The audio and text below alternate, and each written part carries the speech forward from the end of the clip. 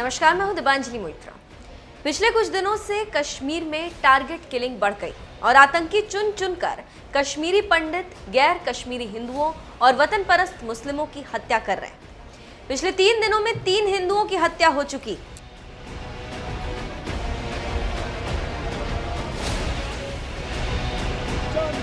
राहुल तेरा नाम रहेगा, जब तक सूरज चांद रहेगा, राहुल तेरा नाम रहेगा। कश्मीर घाटी में इस साल अब तक 18 लोगों को आतंकियों ने टारगेट किलिंग का निशाना बनाया। इसी बात से डरे पंडित अब घाटी छोड़कर जम्मू या कश्मीर से दूसरे इलाकों में जा रहे हैं। इस बात से भारत सरकार काफी टेंशन में है, क्योंकि कुछ दिनों बाद अमरनाथ यात्रा शुरू होने वाली, जिसकी सुरक्षा को लेकर सरकार के ऊपर बड़ी जिम्मेदारी। इसी बात से परेशान गृह मंत्रालय में लगातार दूसरे दिन भी तेज हलचल रही और 24 घंटे के भीतर गृह मंत्री अमित शाह दूसरी बार एनएसए अजीत डोभाल से मिले। शाह ने कल डोभाल और रॉ चीफ के साथ बैठक की। आज जम्मू कश्मीर के LG Manoj Sinha, NSA Doval, army chief Manoj Pandey के साथ बैठक की। इन बैठक में टारगेट किलिंग से निपटने की रणनीति के साथ साथ अमरनाथ यात्रा की सुरक्षा को लेकर मंथन किया गया। टारगेट किलिंग के खिलाफ तो प्लान तैयार भी कर लिया गया, लेकिन कश्मीर घाटी में एक के बाद एक टारगेट किलिंग की घटनाओं से 90 के दशक के भयावह दौर की यादें ताज़ा हो गई। घाटी से एक बार फिर बचे खुचे कश्मीरी पंडितों का पलायन शुरू हो गया। जम्मू कश्मीर में सुरक्षा बलों ने आतंकियों के सफाई के लिए एंटी टेरर ऑपरेशन तेज किया। इसके अलावा 2019 में आर्टिकल 370 के तहत राज्य को मिले विशेष दर्जे को खत्म किए जाने के बाद जम्मू कश्मीर में हालात सामान्य हो रहे थे, लेकिन पाकिस्तान प्रायोजित आतंकवाद के खिलाफ स्थानीय स्तर पर उठती आवाज से आतंकी बौखलाए गए। इसी बौखलाहट में वो टारगेट किलिंग कर रहे हैं। 3 दिनों में ही 1 कश्मीरी और 2 गैर कश्मीरी हिंदुओं की हत्या कर दी गई।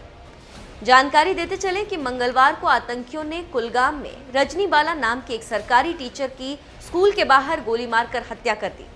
गुरुवार को कुलगाम के ही अरेह गांव में आतंकियों ने बैंक मैनेजर को गोली मारकर हत्या कर दी। बैंक मैनेजर की हत्या के कुछ घंटे बाद ही बडगाम में आतंकियों ने गैर कश्मीरी मजदूरों पर हमला कर दिया, जिसमें एक मजदूर की मौत हो गई। अगर आपको याद हो तो पिछले महीने आतंकियों ने तहसील परिसर में घुसकर क्लर्क राहुल भट्ट की गोली मारकर हत्या कर दी और तभी से आतंकियों का कत्लेआम जारी था। विजय कुमार की हत्या के बाद गृह मंत्री अमित शाह ने गुरुवार को दिल्ली में एनएसए अजीत डोभाल और रॉ चीफ सामंत गोयल के साथ बैठक की। बैठक में एंटी टेरर स्ट्रैटेजी पर चर्चा की गई। टारगेट किलिंग में ज्यादातर वो आतंकी शामिल हैं जिनका पहले का कोई आपराधिक रिकॉर्ड नहीं और न ही उन सब ने किसी टेरर कैंप में ट्रेनिंग ली। ये हाइब्रिड आतंकी सुरक्षा बलों के लिए बड़ी चुनौती बन चुके हैं। इससे निपटने के लिए ये रणनीति बनी है कि जम्मू कश्मीर पुलिस ऐसे अदृश्य हाइब्रिड आतंकियों पर फोकस करेगी। दूसरी तरफ सुरक्षा बल उन आतंकियों पर फोकस करेंगे जिनकी पहचान हो चुकी, जो पाकिस्तान में है, या फिर वो स्थानीय युवा जो सोशल मीडिया पर ऐलान करके आतंकवाद में कदम रख रहे हैं। जानकारों की माने तो जम्मू कश्मीर में आतंकियों ने भी रणनीति बदली। आतंकवादी अब छोटे मोटे अपराध या फिर बिना किसी आपराधिक रिकॉर्ड वाले लोकल युवाओं को लालच देकर भर्ती कर रहे हैं। इन अदृश्य हाइब्रिड आतंकियों से निपटने के लिए थाना स्तर पर पुलिस की स्पेशल यूनिट बनाई जाएंगी, जो इन लोकल ट्रबल मेकर्स की पहचान करेगी और जरूरत होने पर उन्हें पूछताछ के लिए उठाएगी। खबरों की माने तो कश्मीर में 150 से 170 आतंकवादी सक्रिय हैं। इसीलिए आतंकी अब सिविलियंस पर हमले के लिए हाइब्रिड आतंकियों का सहारा ले रहे हैं। अब देखना होगा कि आगे क्या होता है और कब पंडितों का पलायन रुकता है और कब घाटी की जिंदगी सामान्य होती है।